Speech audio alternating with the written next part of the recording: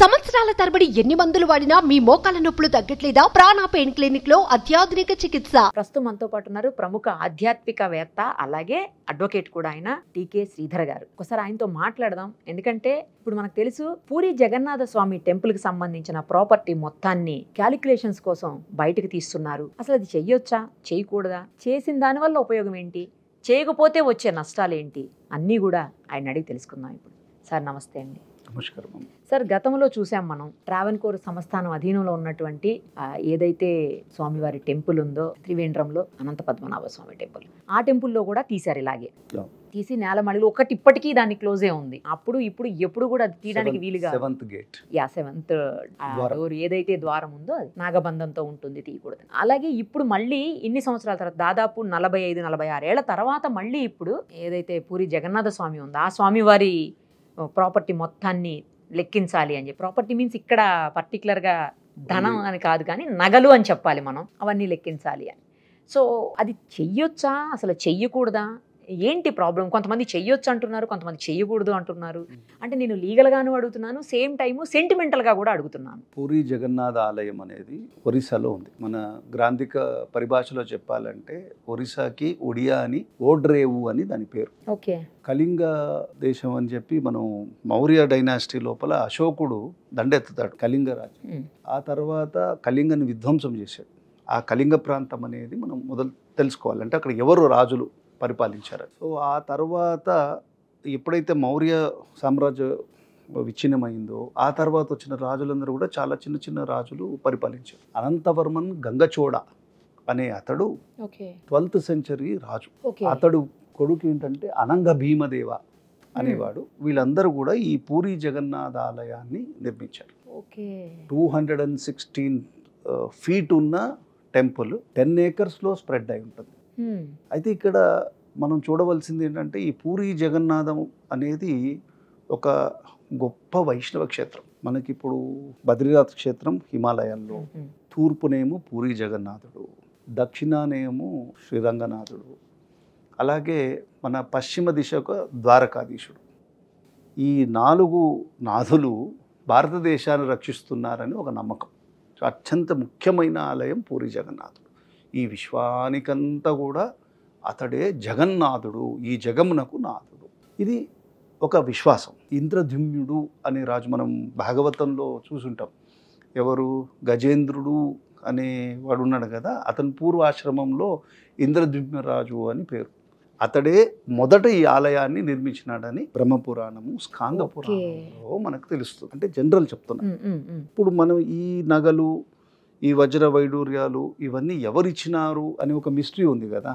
మనం సరే క్యాల్కులేషన్ తీసుకుంటే 12th సెంచరీ ఏడీలో ఈ నిర్మాణం జరిగినప్పుడు ఆ తర్వాత వచ్చిన రాజులందరూ కూడా ఎన్నెన్నో కైంకర్యాలు చేశారు. ఆ కైంకర్యాలు అప్పుడు కాలంలో ఎలా చేసేవారు? వజ్రాలు కానీ, వైడూర్యాలు కానీ, సువర్ణ ఆభరణాలు కానీ, లేకపోతే ఇంకేదైనా గొప్ప గొప్ప వస్తువులు కానీ ఇచ్చేవారు. ఆ వస్తువులన్నీ ఎక్కడ పెట్టాలి, భద్రపరచాలి? భద్రపరిచేదాన్ని భండాగారము, ఆ భాండాగారము అంటారు. సో రత్నాల ఖచ్చితమైన ఆభరణాలు కాబట్టి రత్న భండాగారము అని వాటికి పేరు. అవన్నీ తీసుకొని వచ్చి దాంట్లోపల ఎన్నో అంటే గదులు ఉండడం, దాంట్లో కొన్ని చెక్క పెట్టెల్లో పెట్టారని. చెక్క పెట్టెలు అంటే అప్పుడు ఇనుము, ఈ స్టీలు ఫ్రేమ్స్ లేవు కదా, అప్పుడున్న పరిస్థితుల్లో ఏదైతుందో అలా పెట్టుకుంటూ వచ్చారు. 1978లో అంతవరకు తెరుస్తూ ఉండేవారు.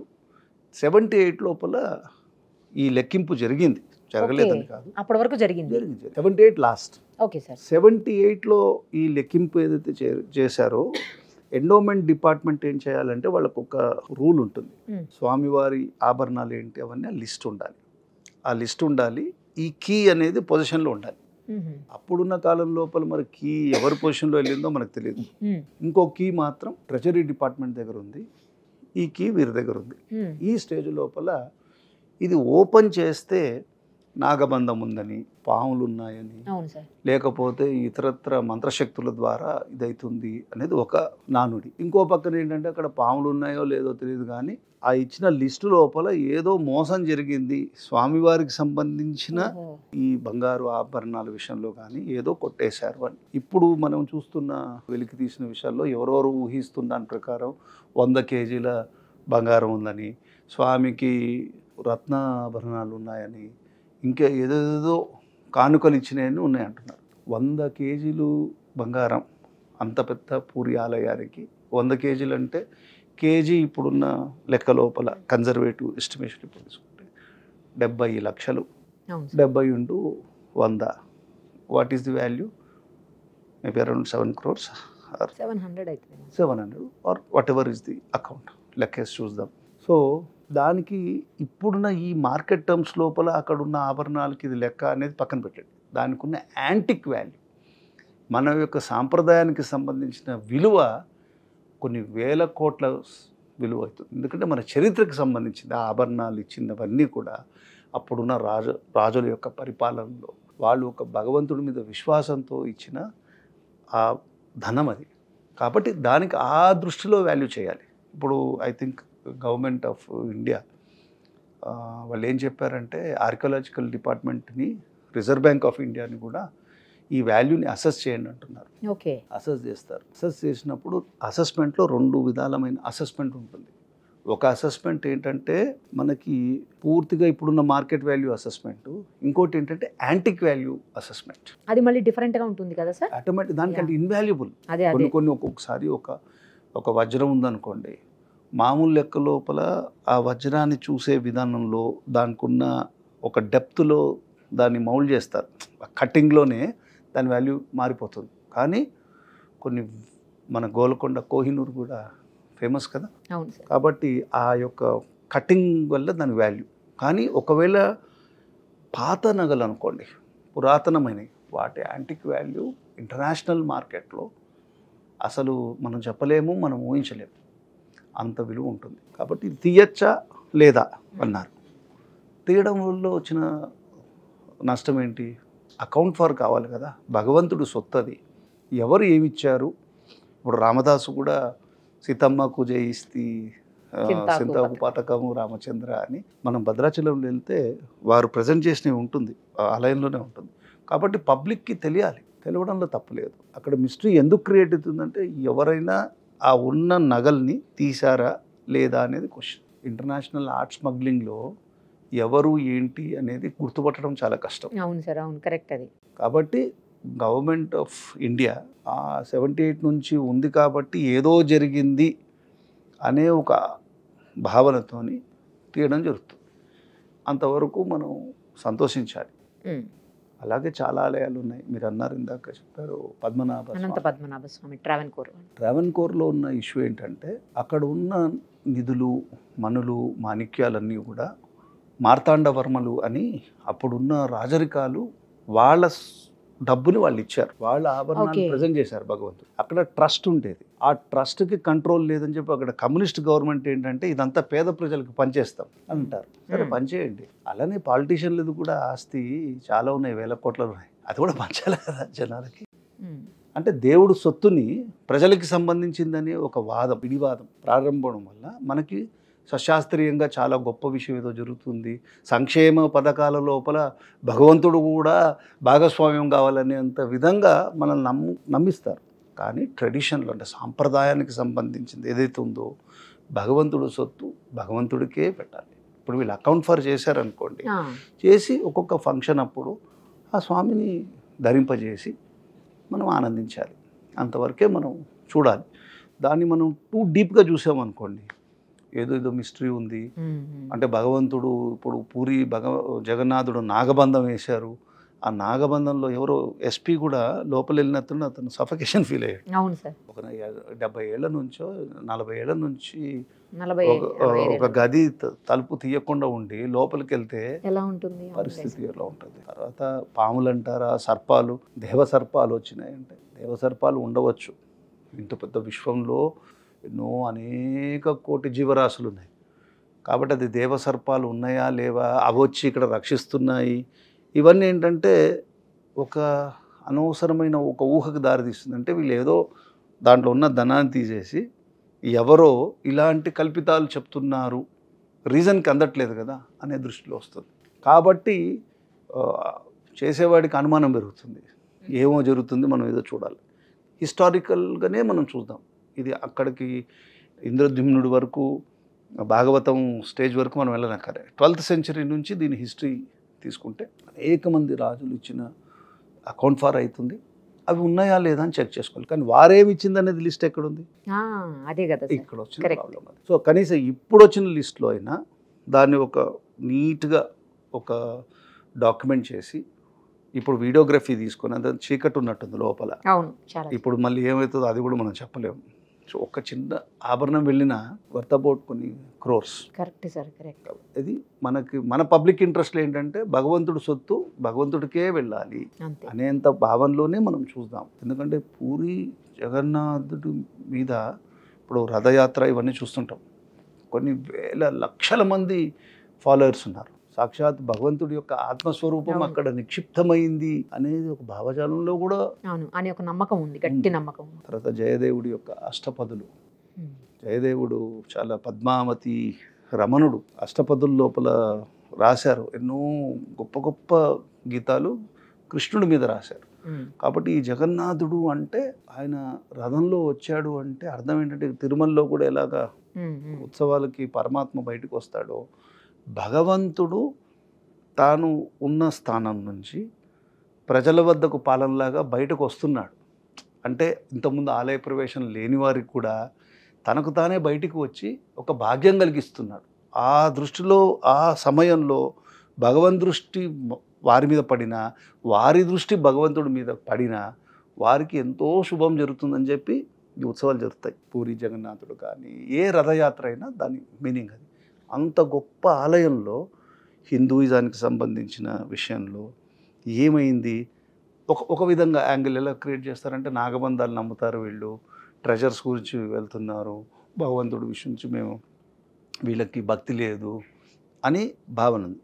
ఏదున్నా అక్కడ what ever is the mystery, అక్కడ ఉన్న నగలేంటి, క్వశ్చన్ ఏంటంటే నగలు ఎన్ని ఉన్నాయి, వజ్రాలు ఎన్ని ఉన్నాయి, కెంపులు ఎన్ని ఉన్నాయి, వైడూర్యాలు ఎన్ని ఉన్నాయి, ముత్యాలు ఎన్ని ఉన్నాయి, ఏ సమయం లోపల చరిత్రలో ఏ రాజులు, మన డాక్యుమెంటేషన్ ఎక్కడుంది. ఓకే, చరిత్రనంతా కూడా బ్రిటిషర్స్ విధ్వంసం చేశారు. కాబట్టి ఆ చరిత్ర ప్రకారం లోపల ఇచ్చిన దానికి ఇచ్చినవాడు ఆ కాలంలో ఏ విధ తాళప్రత గ్రంథాల్లోనో ఏదో చెప్పుంటాడు, ఈ రాజు నేను ఈ భగవంతుడికి ఈరోజు ఇస్తున్నాను. ఆ డాక్యుమెంట్ అక్కడ ఉంటే వీళ్ళు క్లారిఫై చేసుకోవచ్చు. అది అక్కడ ఉన్న ఇష్యూ. సరే, ఇంకొక చిన్న డౌట్ ఏంటంటే నాకు, ఇప్పుడు లోపల ఆలయం లోపలికి ఇప్పుడు తీయడానికి వెళ్ళేటప్పుడు డాక్టర్స్ని తీసుకుని వెళ్ళారంట, తర్వాత ఏమో పాములు లాంటివి ఏమన్నా కాటు వేయకుండా వేస్తే ఎలాంటి జాగ్రత్తలు తీసుకోవాలి, దానికి సంబంధించి ఇంజెక్షన్స్, వ్యాక్సిన్స్, దానికి సంబంధించిన మెడిసిన్ అవన్నీ కూడా తీసుకొని డాక్టర్ని కూడా తీసుకొని లోపలికి వెళ్ళారు అని చెప్తున్నారు. మనం గతంలో కూడా చూసాం అనంత పద్మనాభ స్వామి టెంపుల్ విషయంలో కూడా ఒక డోర్ని అసలు ఇప్పటికీ ఓపెన్ చేయలేదు. ఒక గదికి సంబంధించిన డోర్ ఓపెనే కాలేదు ఇప్పటివరకు కూడా. నేలమాళిగల్లో ఉన్నటువంటి ఒక గది ఓపెనే కాలేదు, ఎందుకంటే నాగబంధం అడ్డు ఉంది, చేయలేరు అని చెప్పి. ఇక్కడ కూడా అదే రకమైనటువంటి భయాందోళనలు అయితే నెలకొని ఉన్నాయి. సో అసలు నిజంగా నాగబంధం అనేది ఉంటుందా, అది వేసిన తర్వాత తీయడం సాధ్యం కాదా? సశాస్త్రీయంగా చూసినప్పుడు మనం దాన్ని సామాన్య జనాలకి మనము మెప్పించలేము. ఓకే, కానీ మీరు నేను మనం మాట్లాడుతున్నాం, అనేకమైన సూక్ష్మజీవులు ఉన్నాయా అని అడిగాను అనుకోని, ఉన్నాయి అంటారు. 100%. అలాగే ఒక ఇష్యూ ఏదైనా చేయాలనుకున్నప్పుడు భగవత్ విషయం లోపల మంత్రశక్తి అనేది ఉంటుంది. ఎవరినైనా ఎలా అయినా బంధించే శక్తి వేదపరంగా ఉంది, మంత్రశాస్త్రంలో ఉంది. అయితే అది పామునే కంట్రోల్ చేస్తుందా అంటే పాముని కంట్రోల్ చేయొచ్చు, అశ్వాలని కంట్రోల్ చేయొచ్చు, సర్వ విశ్వంలో ఉన్న ప్రతి జీవరాశిని కంట్రోల్ చేయడానికి ఆస్కారం ఉంది. అయితే ఆ శాస్త్రము మరుగున పడిపోయింది. అది వేసినవాడు అప్పుడున్న కాలంలో మీరు చూడండి 12th century అనుకోండి, అప్పుడు ఇంకా మన దేశం కొంచెం వైదిక శక్తి ఉంది, మంత్రశక్తి బాగా ఉంది. ఎందుకు అలాంటి శక్తిని ఉపయోగించి ఆ రత్న భండాగారాన్ని కాపాడడానికి అప్పుడు ప్రయత్నం చేసి, ఇప్పుడైతే లేదు కదా. 78లో తీసినప్పుడు నాగబంధం అప్పుడెవరో వేసి ఉండాలి, అంతకు ముందు ఉన్న దాన్ని అయితే దాన్ని నాగబంధం అప్పుడు లేనట్టే కదా. ఇప్పుడు వేసిన వాళ్ళు ఎవరు? వేసి ఉంటే నాగబంధం ఉందా లేదా అనే ప్రశ్న మనం చెప్పలేం, ఎందుకంటే అది చాలా మార్మికమైన రహస్యము, తాత్వికపరమైన సమస్య, క్వశ్చన్. అది మనము సూటిగా ఉంది అని చెప్పలేము, లేదు అని చెప్పలేము. ఉంది అనుకుంటే ఇప్పుడు సపోజ్ మీరు చూడండి, చిన్నప్పుడు ఎవరికన్నా పాము కరిచింది అనుకోండి, ఇప్పటికీ ఊర్లలో పాము మంత్రం వేసినట్టు పిలుస్తారు. అవును అవును, పిలుస్తారు కదా, పిలుస్తారు. అతడు ఏదో చెప్తాడు, చెప్పినప్పుడు ఆ మంత్రం చెప్తాడు, బాగైన సందర్భాలు ఉన్నాయి. అవును, కరెక్ట్, అది కరెక్ట్. కాబట్టి మరి దీనికి ఆలయానికి ఒక వస్తువుకి ఒక బంధం వేసే శక్తి ఉందా లేదా అంటే అది మనం అంత సూటిగా మనం చెప్పలేము, కొట్టి కూడా పడేయలేము. అది ఇప్పుడు ఈ నాగబంధం అనేది పూరి జగన్నాథ్కి వర్తించదు. ఎందుకంటే అది అనంత పద్మనాభ స్వామి ఆలయంలో వాళ్ళు చెప్తున్న విషయం. అది కేరళలో ఏంటంటే మంత్రము, తంత్రము, యంత్రము అని 3 విధాలుగా ఉంటుంది శాస్త్రంలో. మంత్రశక్తి, మంత్రం ఎలా ఉపయోగించబడుతుంది అనేది తంత్రశక్తి, హౌ ది మంత్ర యాక్ట్స్. యంత్రశక్తి అంటే ఒక బంధించడం. సో ఈ 3 విధాల బంధించిన వాడికి అంత ఆధ్యాత్మిక జ్ఞానంతో ఏం చేశారో అది మిస్టరీ లాగానే ఉంటుంది. అది ఓపెన్ చెయ్యాలి అంటే సుప్రీంకోర్టు అనంత పద్మనాభ స్వామిలు ఏం చెప్పారంటే, అప్పుడున్న ప్రభుత్వము అక్కడ ఉన్నదాన్ని అంతా ప్రజలకు పంచాలి, ఇది స్వామి సొత్తు ప్రజలది అనే కాన్సెప్ట్ చెప్పారు. ఓకే, అది బాగుంది, వినడానికి భావజాలం. అలాగే ఒక చర్చు ఆస్తి లేకపోతే మస్జిద్ సంబంధించింది అలా రిస్క్ తీసుకుంటారా? ఎవరైనా అంత ఆలోచనలో వెళ్తారా? అంటే పరమాత్మ సొత్తు కాబట్టి, అది హిందువులకు సంబంధించిన సాంప్రదాయం కాబట్టి మనం ఏదైనా చేయొచ్చు. ఎందుకంటే హిందూ సమాజం చాలా వీక్గా ఉంది అనే భావజాలంలో ఉండొచ్చు. ఒక తత్వము, ఒక ఫిలాసఫీని అడ్డు పెట్టుకొని దేవుడి యొక్క సొత్తుని తీసుకొని ప్రజలకు ఇస్తున్నామనొచ్చు. అది మనం సూటిగా చెప్పలేమమ్మా. బంధం ఉందో లేదో it requires lots of research. అలాంటి వాళ్ళతోని మనం ఇప్పుడు కేరళలో చోటనిక్కర అనే ఒక ప్రాంతం ఉంది. అక్కడైతే వాళ్ళు చేసే శక్తికి they can also kill people, అంత శక్తి ఉంది అంటారు. మనం అది అనుభవిస్తే కదా, బాణామతి చెడుదులు ఇవన్నీ అంటారు కదా. So everything can be a science to some extent. ఏం చేస్తారంటే సైకలాజికల్గా మైండ్ని వీకెన్ చేస్తారు. వీకెన్ చేసినప్పుడు మైండ్ బాడీకి రిలేషన్షిప్ ఉంటుంది. మనము మానసికంగా దెబ్బతినిపోయాం అనుకోండి, ఇమ్మీడియట్గా మనమే జబ్బు పాలైపోతాం. కాబట్టి అది ఒక సైకలాజికల్ ఇది. కానీ ఇక్కడ బంధం ఉంది అని చెప్పారు. 2 విషయాలు.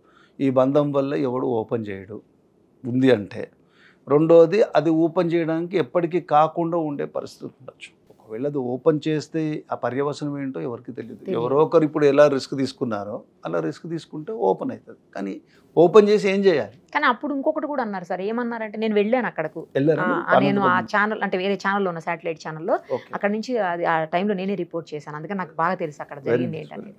సో ఆ టైంలో అది ఓపెన్ చేయడానికి ట్రై చేసినటువంటి టైంలో ఎప్పటి నుంచో ఉన్న ఒక పెద్ద స్వామీజీ కూడా చనిపోయారండి. ఆ జరిగిన ఇన్సిడెంట్ జరిగినప్పుడే చనిపోయారు ఇమీడియట్ గానే. ఆయన ఎప్పటి నుంచో మంచిగా ఉన్న వ్యక్తి సడన్ గా ఇది ఓపెన్ చేయగానే కూడా జరిగిందని, అంటే దానికి దీనికి కూడా లింక్ చేశారు. ఆ టైంలో యాదృచ్ఛికంగా జరిగిందో నిజంగానే జరిగిందో తెలియదు.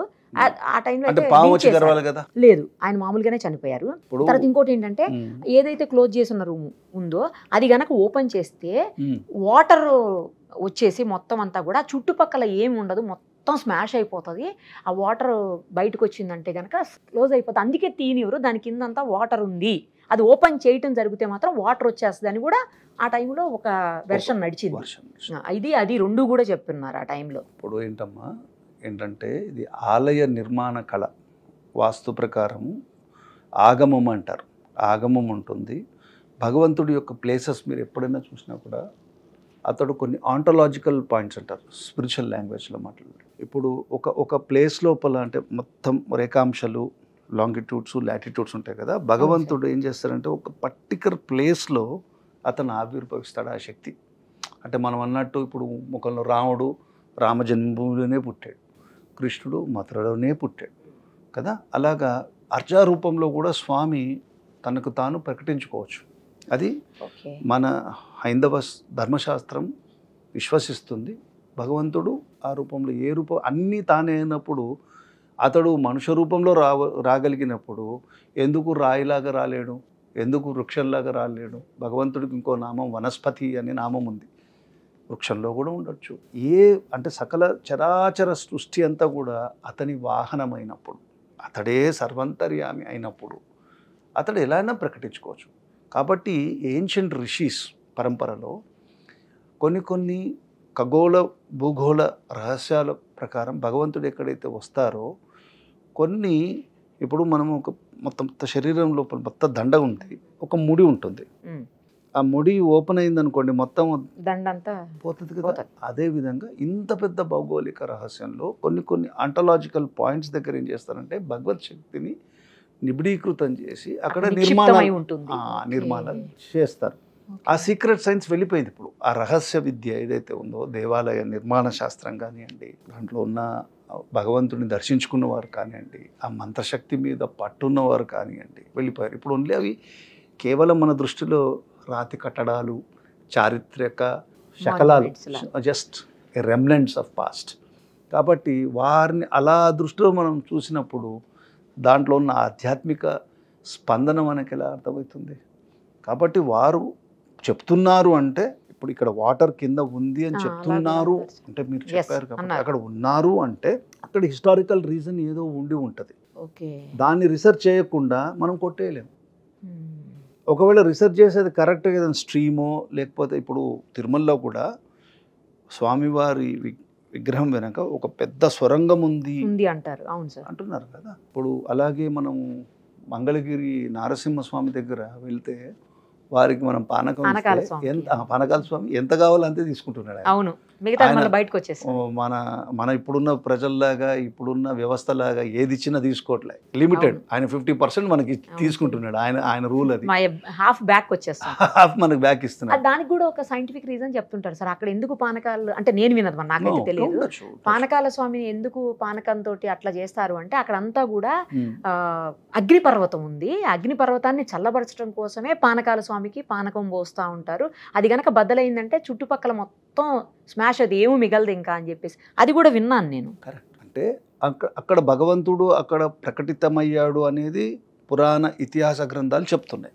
కాబట్టి భగవంతుడు సర్వరక్షకుడు, మనల్ని రక్షించడానికి తాను వచ్చి అగ్నిపర్వతం మీద కూర్చొని ఉంటున్నాడు. మనం ఆ దృష్టిలో చూసామనుకోండి మనకి మన సంస్కృతి మీద గౌరవం పెరుగుతుంది.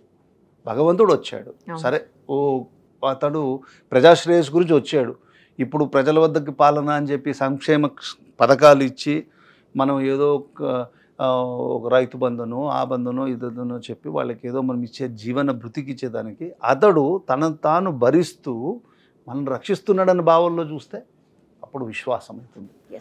ఇంకో విధంగా చూస్తే మీరు చెప్పినట్టు అక్కడ అగ్నిపర్వతం ఉందంటే జాగ్రఫీ అవుతుంది. అది భౌగోళిక శాస్త్రంలో whether there is a volcano embedded down or not అనేది అది శాస్త్రం అవుతుంది. కాబట్టి అక్కడ కూడా నీటి ఇది ఉండొచ్చు. మహానందిలో కూడా మీరు చూస్తే వాటర్ స్ట్రీమ్ ఎక్కడి నుంచి వస్తుందో మనకు తెలియదు. మహానంది వెళ్ళారా? వెళ్ళలేదు సార్, కానీ విన్నాను. బ్యూటిఫుల్ ప్లేస్ అది. ఆ మహానంది లోపల ఏమవుతుందంటే వాటర్ ఉబ్బికి వస్తుంది. అది ఎక్కడి నుంచి వస్తుందంటే అది ఆ భూగోళ శాస్త్రం తెలిసిన వాళ్ళకి తెలుస్తుంది. అంటే ఇంతకుముందున్న స్థపతులు కానివ్వండి, శిల్పులు కానివ్వండి, ఆలయాన్ని ప్రకటితమైన స్వయంభూ ఆలయాలు వేరు. ఇప్పుడు తిరుమల ఆర్ లేకపోతే మీకు నరసింహస్వామి ప్రకటితమైంది.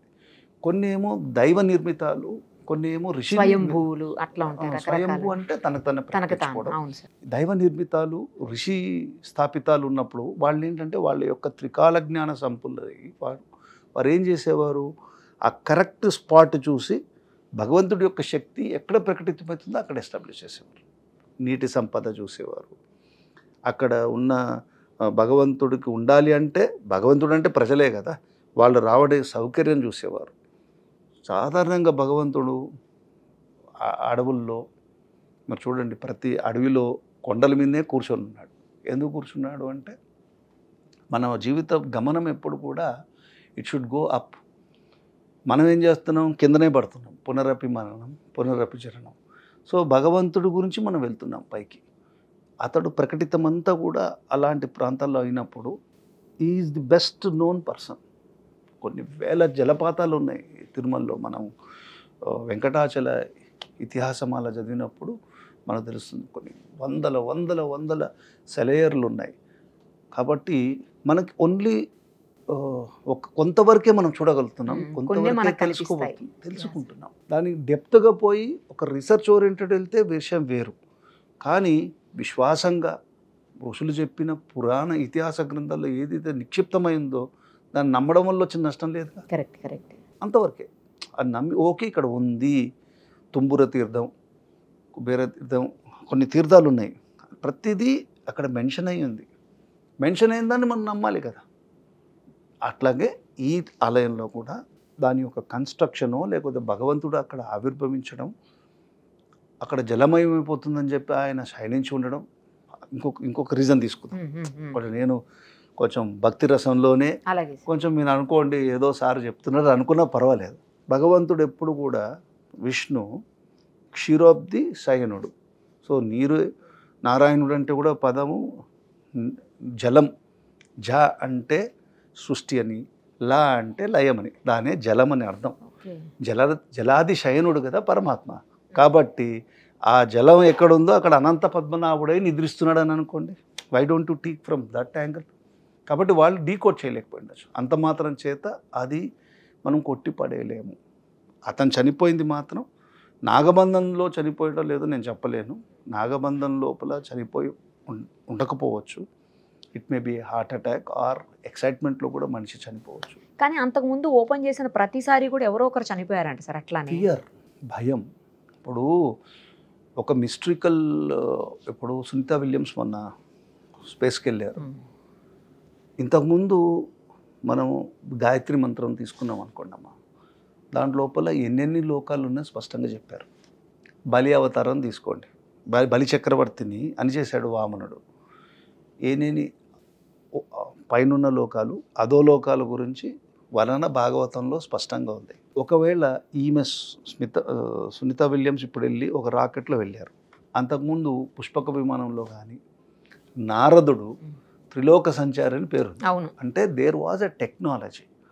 వారు ఎక్కడ నుంచైనా ఎక్కడికైనా మేనిఫెస్ట్ అయ్యే టెక్నాలజీ ఉంది అని మనం అర్థం చేసుకోవాలి. లేదా దేర్ ఈజ్ ఒక అర్థం ఉందనుకోండి. ఇప్పుడు బద్రి కింద కొన్ని లోకాలు ఉన్నాయని అంటున్నారు. అంటే లోకాల ఫార్మేషన్లో దేర్ ఈజ్ సమ్ ప్లేస్. వాళ్ళకి తెలిసి ఒక స్వరంగ మార్గము, లేకపోతే ఏదో ఒక టెక్నాలజీ వాళ్ళకి తెలుసు, అందుకు వాళ్ళు రాగలుగుతున్నారు. ఆర్ వాళ్ళు మేనిఫెస్ట్ అయ్యి రాగలగాలి. ఆ శక్తి ఉందో లేదో అది యోగ ప్రక్రియ. ఇప్పుడు హిమాలయస్ అట్లాంటి ప్రాంతాల లోపల యోగానుయోగులు వాళ్ళు ఒక క్షణం లోపల వాళ్ళు రాగలుగుతారు. అది సైంటిఫికల్లీ ప్రూవ్డ్, వాళ్ళు రాగలుగుతున్నారు. అట్లా అక్కడక్కడ మేనిఫెస్ట్ అయ్యే శక్తి ఉంది. ఒక యోగికి అంత శక్తి ఉంటే పరమాత్మకి ఎంత శక్తి ఉండాలి? అది అక్కడ విశ్వాసం అనేది రావాలి. ఆ విశ్వాసం సైన్స్కి రెండు కాంట్రడిక్ట్ అయింది అనుకోండి, science will only prove that existence of God is there. Big bang theory కానీ అన్ని థియరీస్లో ఇప్పుడు ఏం చెప్తుంది? ఏదో ప్రపంచాన్ని ఎవరో సృష్టి చేశారు, ఎవరో ఉన్నారు, ఆ ఎవరు గాడ్ అని చెప్పి మన సంస్కృతి చెప్పేస్తుంది. కానీ మనం ఏమంటున్నాము, ఆ గాడ్ని కూడా మనం కనుక్కుంటాం అంటున్నాం. కనుక్కున్నాడు, ఈ రూపంలో ఉన్నాడు అని చెప్పేసినాం మనం. అది మనం వింటలేదు. సైంటిఫిక్గా ఎవరో ఐన్స్టీనో, లేకపోతే ఇంకొక శాస్త్రవేత్తనో, లేకపోతే బిగ్ బ్యాంగ్ థియరీ కనుక్కున్న వాళ్ళు చెప్తే ఓహో ఇలా ఉన్నాడా అని అనుకుంటున్నాం. కానీ మన పూర్వీకులు, మన ఆచార్యులు, ఆ ధర్మంలో ఉన్నవారు, అనుష్ఠానంలో ఉన్నవాళ్ళు, కాలజ్ఞాన సంపన్నులు అందరూ కూడా దర్శించినారు కదా. భగవంతుని దర్శించిన వాళ్ళు ఉన్నారు. ఎందుకు ఈ మధ్య కాలంలో మనం కనకదాసు అని ఒక గొప్ప భక్తుడు ఉడిపి క్షేత్రానికి వెళ్తాడు. అతడు నిమ్నకులానికి చెందినవాడు. ఆలయ ప్రవేశం ఉండదు. పైకి వెళ్ళి భగవంతుని అతడు ప్రార్థిస్తాడు బయట నుంచే. ఇప్పటికీ మనకు ఉడిపి కృష్ణుడు అట్లా తిరిగిపోయి ఉంటాడు. అంటే 500 years బ్యాక్. అంటే చరిత్ర చెప్తుంది. అది కాలక్రమేణ ఏమవుతుంది, డాక్యుమెంట్ కాలేదనుకోండి, అది నానుడిలాగా అయిపోతుంది. ఓరల్ అంటే ఏదో మౌఖికంగా అందరూ మాట్లాడుకున్న దాంట్లో అది అవిశ్వాసము. అందులో డాక్యుమెంట్ లేదు కాబట్టి అవిశ్వాసం జరిగిందో లేదో అని అది అపోహకి, అపనమ్మకానికి దారితీస్తుంది. కాబట్టి మన సంస్కృతిని రక్షించుకోవాలంటే అంటే మనం ఒక రీసెర్చ్, ఒక విశ్వాసాన్ని డెవలప్ చేసుకోవాలి. భగవద్భక్తి డెవలప్ చేసుకుంటే ఇవన్నీ స్మాల్ ఇష్యూస్ అయిపోతాయి. అది నేను చెప్పదలుచుకుంది. చాలా మంచిగా చెప్పారు సార్. కానీ ఏదైనా ఈ భక్తి కావచ్చు, లేకపోతే దేవుడి విషయాలు కావచ్చు, లేకపోతే ఆధ్యాత్మిక సంఘటనలు కావచ్చు, లేకపోతే ఇప్పుడు మనం మాట్లాడుకున్న లాంటివి కావచ్చు, ఇవన్నీ కూడా వన్స్ ఓన్ ఫెయిత్ సార్. ఎవరి నమ్మకం వాళ్ళది, కాదని ఎవరు అనలేము. నమ్మకం ఉండాలి. ఇప్పుడు విశ్వాసం ఇక్కడ ఎవరి నమ్మకం వారిది is one thing.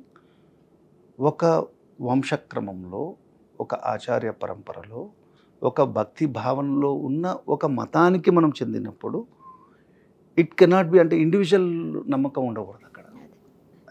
It's a ఆ రిలీజన్ అనేది ఏంటి, ఆ మతాన్ని నువ్వు విశ్వసిస్తున్నావు అన్నప్పుడు అక్కడ మన వ్యక్తిగతమైన ఒపీనియన్ ఉండకూడదు. ఇప్పుడు సపోజ్ క్రైస్ట్ ఇక్కడ జన్మించాడు అని బైబిల్లో చెప్పారు, లేకపోతే చెప్తారనుకున్నప్పుడు అన్యమతస్థుల్లో ఉన్నవారు ఎంత గొప్పగా ఆ గ్రంథాన్ని నమ్ముతున్నారో అక్కడ వారు ఏం చెప్పట్లేదే, మా నమ్మకం అని చెప్పట్లే, ఇలానే జరిగింది అంటున్నారు.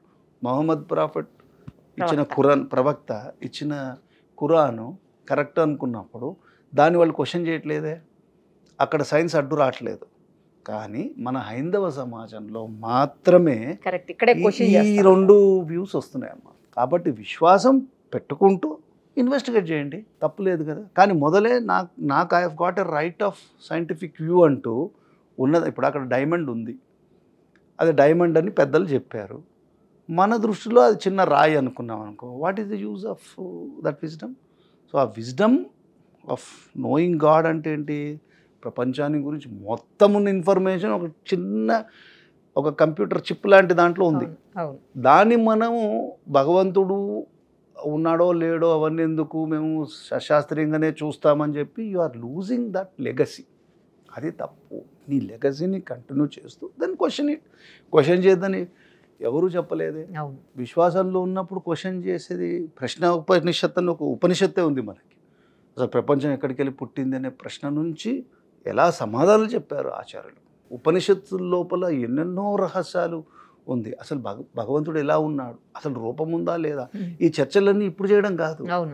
ఎప్పుడెప్పుడో మన ఆ ఋషి పరంపర అంతా కూడా దాన్ని డిస్కస్ చేసింది. దాని గురించి మనం ఎందుకు మాట్లాడట్లేదు? వాళ్ళు కనుక్కున్నది మీకు చెప్తాను. వాగ్భటాచార్యులు అని చెప్పి ఒక గొప్ప వైదిక ఋషి ఉన్నారు. వారు చేసిన రీసెర్చ్ మెటీరియల్ పరిశోధన అప్పుడు వారు చెప్పింది ఇప్పుడు మనం కనుక్కుంటున్నాం. మనం ఇప్పుడు వీళ్ళు చెప్తే కానీ దాన్ని మనం ఒప్పుకోవట్లేదు. కానీ ఒక్క నిమిషం మనం ఆలోచించి అది మనం తెలుసుకొని ఉంటే ఒక హ్యాపీనెస్, ఒక క్రికెట్లో ఒక పాకిస్తాన్ మీద గెలిస్తేనో లేకపోతే మొన్న T20లో గెలిస్తే మనం ఎంత ఆనందపడుతున్నామో, ఒక కల్చరల్ రిజనవేషన్లో మన దేశ సంస్కృతి ఇది అని తెలుసుకొని ఆ దృక్పథంలో చూడండి మనం ఎంత ఆనందం వస్తుంది, ఎంత సుపీరియారిటీ కాంప్లెక్స్ వస్తుంది చెప్పండి. ఓహో, మనం భారతదేశంలో ఉన్న ఋషి పరంపర అంతా కూడా వీఆర్ వరల్డ్ టీచర్స్, విశ్వగురువులము అనే భావనలో ఉండేదానికిను ఎవడో వచ్చి మనకు నేర్పించేదానికి తేడా లేదమ్మా. కాబట్టి every person has got right to have their own faith. They can preach and profess.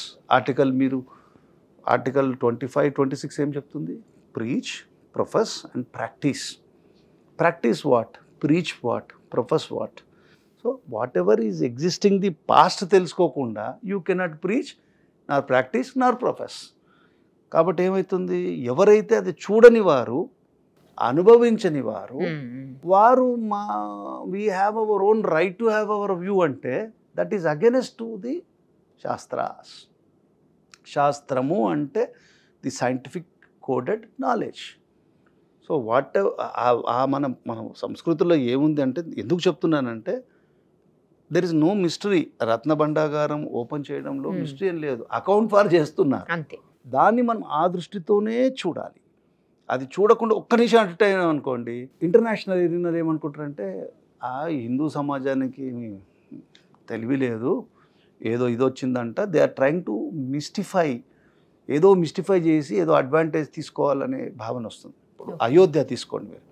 Ayodhya Rama జన్మభూమి గురించి బీజేపీ పార్టీ కానీ, ఆర్ఎస్ఎస్ కానీ, విహెచ్పి కానీ ఎన్నో కష్టాలు పడి ఏదో కట్టారు. ఆ జిల్లా లోపల అయోధ్య ఎక్కడైతే ఉందో ఆ కాన్స్టిట్యున్సీలో పార్లమెంట్లో ఓడిపోయింది. దాని అర్థం ఏంటి? You have established historical process. కానీ ఆ జడ్జిమెంట్లో మీరు ఎస్టాబ్లిష్ చేయాల్సిందేంటి? ఎప్పుడు రాముడు జన్మించింది ప్రూవ్ చేస్తే కదా జన్మభూమి అయ్యేది. అవును. సో జన్మించింది ఎప్పుడు రాముడు? 200 కోట్ల సంవత్సరాల కింద జన్మించిన రాముడిని నువ్వు ఎస్టాబ్లిష్ చేయకుండా రామ జన్మభూమి ఏంటి? అర్థమైందా? అంటే supreme court had an opportunity, or all the scientist, అంత యూట్యూబ్ ఛానల్స్ అందరూ కూడా జడ్జిమెంట్ వరకు ఆగిపోయారు. Should have gone deeper and you should have analysed. రాముడు వచ్చాడా లేదా, మన చరిత్రనే చెప్తుందిగా. అసఫ్జాహీ డైనాసిటీ లోపల అబుల్ హసన్ తానిషాకి దర్శనమిచ్చి రామనాణాలు ఇచ్చారు కదా ఈ మధ్యలో. అంటే అప్పుడు రాముడు ఇక్కడ వచ్చినట్టేగా. మరి ఆ రాముడు ఉన్నాడా లేదా అనేది అదెందుకు రీసెర్చ్ చేయలేదో అని అడుగుతున్నా. అది చేసుంటే, ఆ ఆపర్చునిటీ ఆ టైంలో అది చేసుంటే ఎంత గౌరవం పెరిగి ఉండేది మన చరిత్ర గురించి. 200 crore ఇయర్స్ ఉన్న, లక్షల సంవత్సరాల యుగాలకు ఉన్న చరిత్రని ఎస్టాబ్లిష్ చేసుకుంటే అంత గొప్ప సంతతికి మనం చెందిన వాళ్ళమని ఉన్న ఆనందం ఎలా ఉండేది ఆలోచించండి. అది చేయట్లేదు. Everybody is restrained and restricted only to certain areas. ఎంతవరకు లిమిటెడ్ ఉందో ఆ టైం వరకు ఆ టెంపరీ దీనికే వెళ్తున్నాం. We're not going deeper. ఆ కనెక్టివిటీ వచ్చినప్పుడు మనకు ఎలా తండ్రి తల్లిదండ్రుల ఆస్తి, మన తాతగారో ముత్తాతగారో వంశపారంపర్యమైన ఆస్తి కొన్ని కోట్ల రూపాయలు పెట్టారనుకోండి, ఆ డాక్యుమెంట్లు మిస్ అయ్యాయి, దొరికి మందే ఈ ప్రాపర్టీ అని వెళ్ళావు, ఎంత ఆనందం ఉంటుంది. మామూలుగా కాదు అసలు. అలాంటప్పుడు సాంస్కృతికపరమైన ఆధ్యాత్మికపరమైన వారసత్వాన్ని కూడా రీసెర్చ్ చేసే టైం వచ్చేది. రీసెర్చ్ చేసి తప్పని చెప్పి ఎస్టాబ్లిష్ చేయండి, నో ప్రాబ్లం. రీసెర్చ్ చేయడం కొట్టిపడేస్తామని తప్పు అంటారు. అంటే నా భావన. మీరు చెప్పారుగా వ్యక్తి ఎవరికి వాళ్ళ వ్యక్తి స్వేచ్ఛ ఉందని. నా భావన అలా అనిపిస్తుంది. ఇలా ఎందుకు చూడకూడదు? మనం మన దేశ భవితవ్యానికి మనం విశ్వగురువు అవుతామని చెప్పి అందరూ అంటున్నారు. గురువు అనేవాడు ఎవడు? జ్ఞానం తెలిసి ఉండాలిగా. దేని మీద జ్ఞానం తెలిసి ఉండాలి? నీ ఆరిజిన్ గురించి నీకు తెలిసి ఉండాలి. నువ్వు ఎవరు నీకు తెలిసి ఉండాలి. మన దేశంలో, మన సంస్కృతిలో నువ్వెవరు అనేది స్పష్టంగా ఉపనిషత్తులు చెప్పేసింది, భగవద్గీత చెప్పేసింది. అసలు నువ్వెవడరా? భగవానుడు స్పష్టంగా చెప్పేశాడు. ప్రకృతి, పురుషుడు, జీవాత్మ, దేహాత్మ అన్నీ చెప్పేశాడు. దాన్ని రిలేట్ చేసుకోవాలి మనం. భగవద్గీత అనగానే దానికి ఒక సపరేటు జనాలు, సపరేటు ఒక వే ఆఫ్ మాడ్యులేషను, దాంట్లో కన్ఫ్యూజను ఉండకూడదు. అది సైంటిఫిక్గా మస్ట్ ఎక్స్ప్లెయిన్. ఓకే, భగవానుడు 18 చాప్టర్స్లో నువ్వు ఎవరు, నీ స్వరూపం ఏంటి, ప్రకృతి అంటే ఏంటి డిఫైన్ చేసేసారు. పంచభూతాలు అంటే ఏంటి డిఫైన్ చేసేసాడు. అసలు సృష్టి ఎక్కడికి వెళ్ళి ప్రారంభమైంది డిఫైన్ చేసేసారు. సైంటిఫిక్, అక్కడ సైన్స్ ఉంది. ఆ సైన్స్ చూడకుండా భగవద్గీతను కట్ ఆఫ్ చేసి బిగ్ బ్యాంగ్ థియరీలో ఉన్న సైంటిఫిక్ కాన్సెప్ట్స్లో చూస్తే భగవద్గీత వాల్యూ ఏం తెలుస్తుంది? అది నేను చెప్పేది. కాబట్టి ఆ జగన్నాథుడికి సంబంధించిన సొత్తు అంతా కూడా వాల్యూ చేయనియండి. అది ఆ వాల్యూ చేసిన దాన్ని ప్రిజర్వ్ చేయమనండి. మన చరిత్ర అది. ఆ చరిత్రలో ఆ భగవంతుణ్ణి దర్శించుకొని మళ్ళీ దాన్ని అతి జాగ్రత్తగా బండాగారంలో పెడతారో ఇంకెక్కడైనా పెట్టినా కూడా కేర్ఫుల్గా పెట్టి దానికి ప్రొటెక్షన్ ఇవ్వమని మన వనవి. ఎన్ని డేస్ పడుతుండదు సార్ మొత్తం క్యాలిక్యులేషన్ అయిపోయి అంతా మనకు పర్ఫెక్ట్గా తెలిసేసరికి? మనకు తెలియదు కదా. ఇప్పుడు కొన్ని డేస్ పట్టచ్చు కదా. మినిమం 10 to 15 days అయితే పడుతుంది. ఎందుకంటే దాన్ని అక్కడికి వెళ్ళి మూవ్ చేయాలి కదా. ఆ చీకట్లో ఎలా చేస్తారు? చేయలేరు. కాబట్టి మూవ్ చేయాలి. మూవ్ చేసేటప్పుడు సెక్యూరిటీలో చేయాలి. ప్లస్ వాల్యూవర్స్ ఉండాలి. చాలా టాప్ వాల్యూవర్స్ షుడ్ కమ్. ప్రాబ్లం లైట్స్ బెట్ చేయొచ్చు కదా సార్ లోపల. కుదరదు. అక్కడ ఏముందో తెలియదు కదా. ఏముందో తెలియదు. అది కూడా అక్కడ రిస్క్ తీసుకోకూడదు. అదే అండ్ ఇంకోటి ఏంటంటే ఆర్కియలాజికల్ యాక్ట్ ప్రకారం లోపలున్న టెంపుల్ స్ట్రక్చర్ని టచ్ చేయకూడదు. ఓహో, అది it's offence against archaeological laws. Okay. అసలు మనం ఇప్పుడు అన్నీ చూస్తున్నాం కదా. అన్ని ఆలయాల లోపల ఇష్టం వచ్చిన లైటింగ్ పెడతారు. అలా పెట్టకూడదు. ఆలయ నిర్మాణ సభా మంటపం అని, తర్వాత భగవత్ ప్రాంగణం అని, గర్భగుడి అని ఇవన్నీ ఉంటుంది. అసలు గర్భగుడిలో భగవంతుణ్ణి ఆ దీపపు కాంతిలోనే చూడాలి. అంతేగాని ఆయన మీద ఫ్లాష్ లైట్లు పెట్టి మన సినిమాల లోపల పెట్టినట్టు పెట్టకూడదు. భగవంతుడు ఆ చీకటిలో నుంచి అంధకారాన్ని పారదోడడానికి వస్తున్న ఒక గొప్ప దర్శనం అప్పుడు కలుగుతుంది. ఒక ఆధ్యాత్మిక చింతన అప్పుడు వస్తుంది. అంతేగాని అతని మీద మనం లైటింగ్ పెట్టేసి చూడండి, మీరు ఆల్మోస్ట్ అన్ని పురాతన ఆలయాల్లో మనకు లైటింగ్ దొరకదు. అలాగే అదంతా కూడా చాలా గొప్ప ఇవి కదా పురాతన కట్టడాలు. అక్కడ ఏదన్నా తవ్వకాలు అవన్నీ చేసినా కూడా ఆర్కియలాజికల్ డిపార్ట్మెంట్ పర్మిషన్. అందుకనే చేయలేదు. అందుకనే వాళ్ళు సెన్సిబుల్గా అక్కడ నుంచి తీసి వేరే చోటికి తీసుకొని వెళ్తున్నారు. రైట్ సార్, వెయిట్ చేద్దాం. ఏముంది, ఎంత ఉంది, ఎలా ఉంది, అసలు ఉంటుంది తప్పకుండా ఉంటుంది. ఎందుకంటే రాజులు ఇచ్చింది ఉంది కదా. మధ్యలో మరి 78 తర్వాత తీసేస్తే ఎవరు తీసిన వాళ్ళు ఎవరు అనేది ఇప్పుడు ఎలా దొరుకుతుంది? ఇప్పుడు ఏ విషయమైనా కూడా కృష్ణుడు కూడా వెన్నెను దొంగతలించాడు. పట్టుకోవడానికి అప్పుడు ఉన్నోళ్ళు ప్రయత్నించారు. కొందరు పారిపోతుంటే కృష్ణుడు దడ్డి బాండు అని ఒకడు ఉంటాడు. అక్కడికి ఒక పెద్ద బాండం ఉంటుంది. ఆ బాండంలో పోయి దాచుకున్నాడు కృష్ణుడు. దొంగ దొరికాడు. దాని మీద ఎవరికి వచ్చినా కూడా వెన్న దొంగ నేను చేశానని నువ్వు చెప్పొద్దన్నాడు. విన్నాడు. బయటికి వాళ్ళందరూ వెళ్ళిపోయాక తీయమన్నాడు. నేను తీయను అంటున్నాడు దడ్డి బాండడు. ఎందుకు తీయవు అంటున్నాడు. నువ్వు మళ్ళీ ఎప్పుడు దొరుకుతావు నాకు? ఇప్పుడు దొంగ దొరికావు నువ్వు, నాకు డీల్ అన్నాడు. ఏం డీల్ అంటే నాకు మోక్షమే అన్నాడు. నువ్వు బయటికి తీస్తే నేను ఇస్తాను. నువ్వు తీసినాక నువ్వు నాకు దొరకకపోతే నువ్వు ఇస్తానంటే తీస్తాను. అట్లా కృష్ణుడు లాంటి వాడికే అలా ఉంది. ఇప్పుడు ఏంటంటే మన దేశంలో కృష్ణుడు రూపంలో ఎవరు లేరు. డైరెక్ట్గా వాళ్ళకి కావాల్సింది వాళ్ళు తీసేసుకుంటున్నారు. ప్రజల యొక్క భూములు కానివ్వండి, ల్యాండ్స్ కానివ్వండి, ఏదైనా కూడా ఏదైనా చేసేయచ్చు. రాజకీయ నాయకులు అనేవాళ్ళు ఏదైనా చేయొచ్చు అనే వ్యవస్థ ఇవాళ మనం డెవలప్ చేసుకున్నాం. కానీ మనందరినీ కాపాడేది రాజ్యాంగం. ఆ రాజ్యాంగ పరిధి లోపల చేయాల్సిన పని కూడా వ్యక్తిగతంగా చేస్తున్నాం. మనకిను రాజరికాలకి ఏం తేడా ఉంది? ఇప్పుడు రాజరికాలు అలా చేశారన్నాము. రాజరికాల్లో ఉన్న వంశపారంపర్యమైన భావజాలంలోనే ఇప్పుడు రాజకీయాలు నడుస్తున్నాయి. చూడండి, దేశంలో అంత ప్రతివాడి పార్లమెంట్ తీసుకున్నా, మీరు శాసనసభ తీసుకున్నా ఎవరున్నారు? ఆ రాజకీయ నాయకుడు వారసులు, పిల్లలు, లేకపోతే మించిపోతే భార్య. పార్లమెంట్ అనేది ప్రజలకు సంబంధించింది కదా, ఇది రాజరికాలే. కాబట్టి ఈ పరిస్థితుల్లో మనం ఏమీ చేసే ఇది లేదు. అంటే ఎందుకు ఆ మాట చెప్తున్నానంటే, మన బీజేపీ యొక్క main plank in election was ఏదో మోసం జరిగింది అని చెప్పి వాళ్ళు ఒరిస్సాలో గెలవాల్సి వచ్చింది వాళ్ళు. లేకపోతే వాళ్ళకి ఈ పూరి జగన్నాథుడు తాళం పోయింది, దీంట్లో మోసం జరిగిందంటే ప్రజలు నమ్మారు సెంటిమెంటల్ ఇష్యూలో. 78లో అప్పుడు ఎవరున్నారు? ఐ డోంట్ థింక్ వాళ్ళు కాంగ్రెస్ ఉన్నారో లేకపోతే బిజు పట్నాయక్ గవర్నమెంట్ ఉందో మనకు తెలియదు. సో అప్పుడు రెస్పాన్సిబిలిటీ 50 ఏళ్ల తర్వాత ఇప్పుడు మనం మేల్కొని ఎవరి మీద ఫిక్స్ చేస్తారు? సో మీకు తెలుసు, మీరు లా కార్యక్రమాలు కూడా చేస్తుంటారు. ఎనీ అఫెన్స్ జరిగిందనుకోండి, ఒక టైం ఫ్రేమ్ ఉంటుంది. ఇమ్మీడియట్గా యూ మస్ట్ లాంచ్ కదా. అప్పటి నుంచి ఒక 50 సంవత్సరాలు భగవంతుడి విషయం. అదే మన సొంత విషయం అయితే అలా నిద్రపోతాం అసలు. అప్పుడు ఎండోమెంట్ డిపార్ట్మెంటు ఇంతమంది ఉండి ఎందుకు వాళ్ళు కంప్లైంట్ ఇవ్వట్లేదు అంటే it is under control of political system. Officials అందరూ కూడా చాలా సైలెంట్గా పొలిటీషియన్లు ఏది చెప్తే అది వింటున్నారు. రూల్ ఆఫ్ లా వింటలేదని మనకు అర్థం. ఇప్పుడు కూడా జనాలు నిద్ర లేగలేదు అనుకోండి. ఆలయాల వ్యవస్థని కాపాడుకోవడానికి ఒక కమిటీనో ఏదైనా ఉంటే వ్యక్తిగతంగా ఉండాలి. ఇప్పుడు ఇదే కంట్రోల్ చర్చ్ మీద, మసీద్ మీద చేయగలుగుతామా? ఇప్పుడు ఇవాళ తీశారమ్మా, తీయడం తప్పంటలేదు. కానీ ఆ అకౌంట్ ఎవరి దగ్గర ఉండాలి? ఒక మతాధిపతిలో, పీఠాధిపతిలో, ఎవరైతే భగవద్భక్తిలో ఉన్న వాళ్ళ దగ్గర ఉండాలి. ఎండోమెంట్ అఫీషియల్స్ దగ్గర పెట్టుకొని ఏం చేస్తారు వాళ్ళు? దాన్ని ఎలా ఉపయోగిస్తారు చెప్పండి? సో మనీ లింక్స్ ఉన్నాయి. ఇప్పుడు ఏమవుతుంది? ఇప్పుడు దీని మీద కూడా ఎవరైనా అంటారు, ఆ నగల్లో వచ్చిన దాంట్లోకి సగం తీసేశారంటారు. అపవాదం. కృష్ణుడు లాంటి వాడికే సత్రజిత్తు శమంతకమణి గురించి అపవాదం వచ్చిందిగా. ఇప్పుడు వీళ్ళకి అపవాదం రాదని ఏం రూల్ ఉంది? So there is no end for ఒక మనిషిని మీద రాయి కొట్టడం పెద్ద కష్టం కాదు. మనకు కావాల్సింది ట్రాన్స్పరెన్సీ.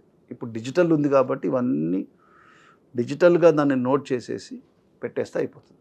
అంతవరకు అది ప్రజలకి సంబంధించింది ఏం లేదు. అది భగవంతుడు సొత్తు, భగవంతుడు చెందిందని ఆనందపడ్డమే కానీ అది ప్రజలకి దాంట్లో ఎటువంటి హక్కు లేదు. అది భగవంతుడు సొత్తు. భగవంతుడు హ్యాపీగా ఉంటేనే కదా మనం హ్యాపీగా ఉండేది. కాబట్టి ఆ భావజాలంలో చూసి అది గొప్ప నేనేమని అనుకుంటున్నాను. నేను లెక్క రానియండి, అలాగే తిరుమల లెక్క కూడా రానియండి. ఎవరెవరు అప్పుడు రాజులేమో ఇచ్చారు, ఇప్పుడున్న వాళ్ళు భగవంతుడి యొక్క సొత్తునంతా కూడా ఆయనకు సంబంధించిన సొత్తునంతా పనిచేస్తున్నారు. 1000 కాళ్ళ మండపం ఉంది, దాన్ని కూల్చేశారు. ఎందుకు? అది అంటలాజికల్ పాయింట్. అది కూల్చడం వల్ల వచ్చిన నష్టము అది మన మాటల్లో చెప్పలేము. చెప్పినా కూడా అది అర్థం చేసుకునే పరిస్థితి ఉంటుంది. కాబట్టి ఆ ఋషి పరంపరని ధిక్కరించేంత ఆప్తవాక్యం, ఆ ఋషి వాక్యాన్ని మనం వెనక పోకూడదు, అంతవరకే చూడాలి. అది ఎందుకు మేము చేసి చూస్తామంటే చేసి చూడండి. Thank you sir, thank you so much. Suman టీవీలో మీ పర్సనల్ అండ్ బిజినెస్ ప్రమోషన్స్ కోసం కింది నెంబర్కి కాంటాక్ట్ చేయండి.